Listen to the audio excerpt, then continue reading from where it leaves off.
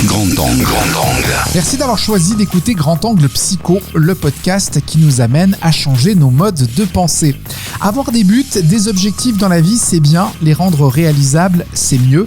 Pour nous aider à fixer nos objectifs, Sabrina Marty, éducatrice sociale, maître praticienne en PNL, est avec nous pour nous aider à y voir plus clair. Grand Angle. Bonjour Sabrina Marty. Bonjour Maurizio. On a vu dans le dernier podcast comment se fixer un objectif. On va aujourd'hui discuter des obstacles qui peuvent entraver la réussite de nos plans. Qu'est-ce qui peut casser, Sabrina, notre motivation ? Oui, il y a plein de choses. C'est encourageant. Non, il peut y avoir déjà la radio mentale qu'on a à l'intérieur. Parce que si on a, par exemple, un objectif, je sais pas, je veux monter mon entreprise. Durant cette année, j'ai vraiment envie de me lancer. Ouais. Puis droit derrière, on se dit, ouais, mais est-ce que je suis capable ? Est-ce que je vais y arriver ? Est-ce que les autres vont penser que je suis quelqu'un qui n'est pas capable ? Enfin, c'est vraiment toute ce mental qui peut vraiment nous saboter, qui peut nous empêcher d'aller au bout de notre objectif, alors qu'on est très motivé. Ouais. À l'intérieur de nous, on dit mais non, c'est bon, j'ai toutes les capacités, je suis douée, je me suis formée. Mais c'est vraiment ces radios mentales qui peut tourner en boucle et puis qui peut nous arrêter complètement en disant ben non, ça sert à rien que je fasse ça parce qu'il y a déjà plein de monde qui fait, je sais pas, je dis par exemple la thérapie pour les animaux. Ouais. Puis il y a déjà plein de monde qui fait ça autour de moi, dans l'endroit où j'habite, il y a déjà des gens qui proposent. Je verrais pas pourquoi moi je devrais me lancer là-dedans, ça va marcher. Enfin, on a plein d'excuses pour nous dire mais en fait pourquoi se lancer.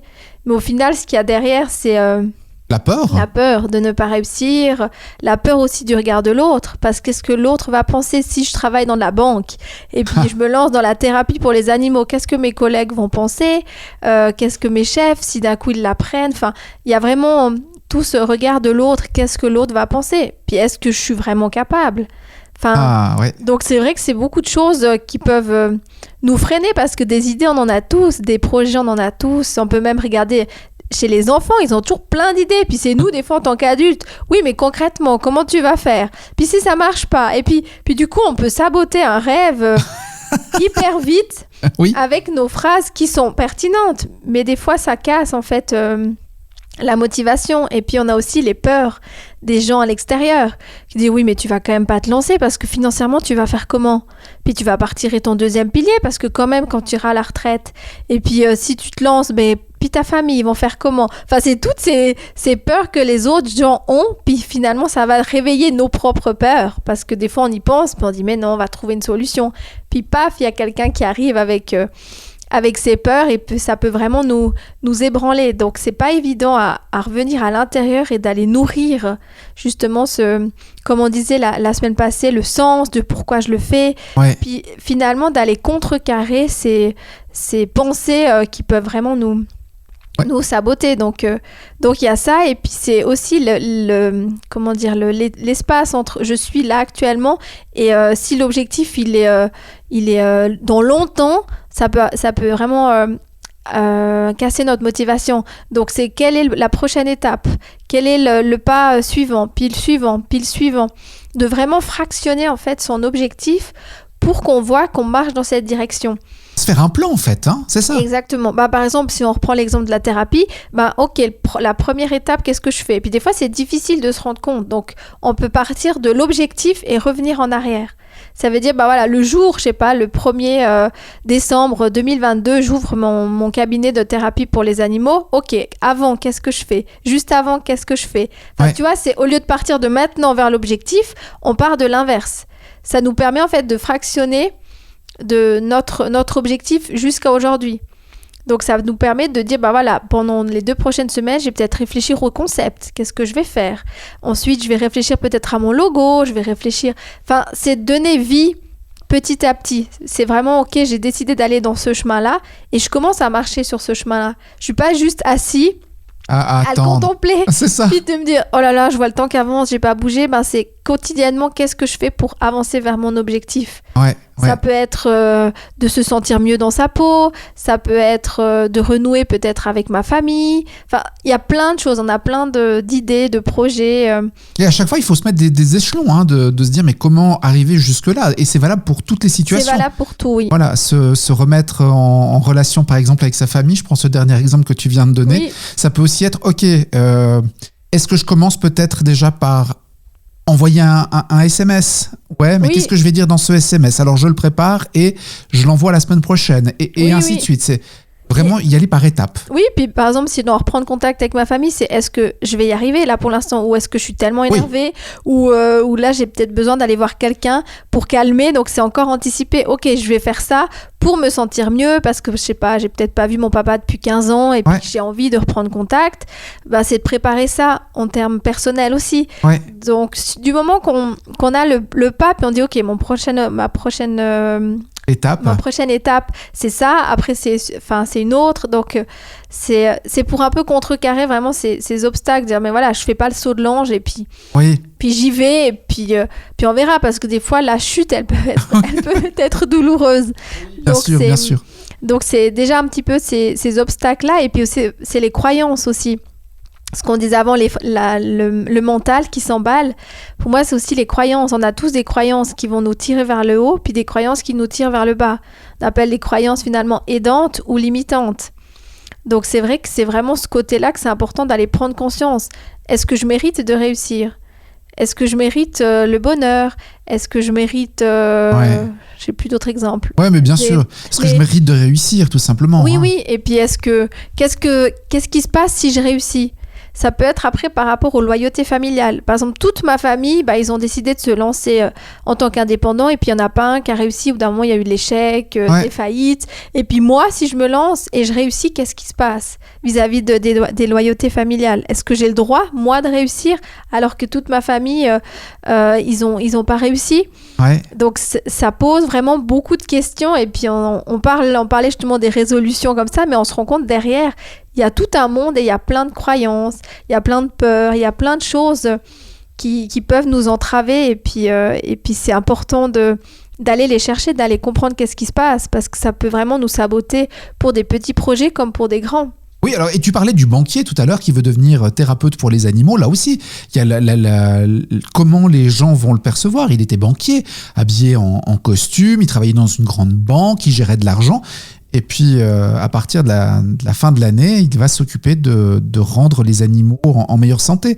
C'est aussi un bond énorme vis-à-vis des autres, mais vis-à-vis de soi également. Oui. Pouvoir s'accepter de ce côté-là, se dire, ok, j'abandonne une carrière de banquier où, a priori, je suis à l'abri pour me lancer dans quelque chose un peu de différent. Absolument, ouais. Mais on en revient à ce que tu disais dans le dernier épisode. Qu'est-ce que ça m'apporte ? Est-ce que ça m'apporte du mieux-être ? Oui.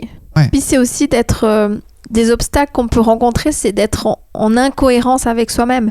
Parce que peut-être qu'on est dans un métier qui ne nous convient pas du tout, mais ça nous amène une sécurité, ça nous amène un certain prestige. C'est comme tu dis, on reprend l'exemple du banquier, c'est un petit peu ça.